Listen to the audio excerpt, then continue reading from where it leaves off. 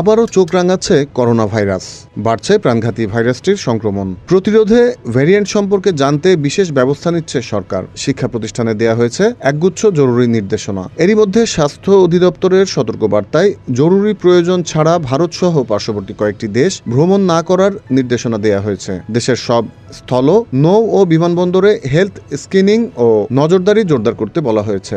জনসাধারণের উদ্দেশ্যে বেশ কিছু সতর্কতামূলক নির্দেশনা দিয়েছে স্বাস্থ্য অধিদপ্তর। গত 15 জুন থেকে পজিটিভ রোগীদের স্বাস্থ্য বিভাগের পক্ষ থেকে আগামী 1 মাস ফলো আপ করা হবে বলে জানিয়েছেন স্বাস্থ্য ও পরিবার কল্যাণ মন্ত্রণালয়ের বিশেষ সহকারী অধ্যাপক ডাক্তার সায়েদুর রহমান। তিনি বলেন, এই প্রক্রিয়ার মাধ্যমে করোনা ভাইরাসের নতুন ভেরিয়েন্টগুলো সম্পর্কে জানা যাবে। আতঙ্কিত হওয়ার মতো কিছু নেই, তবে সংক্রমণ থেকে রক্ষা পেতে আগাম সাবধানতার কোনো বিকল্প নেই। বিশেষ করে যারা বয়স্ক ও বিভিন্ন অসংক্রামক রোগে ভুগছেন তাদের বেশি সতর্ক থাকার পরামর্শ দেন তিনি। Z news, Dhaka.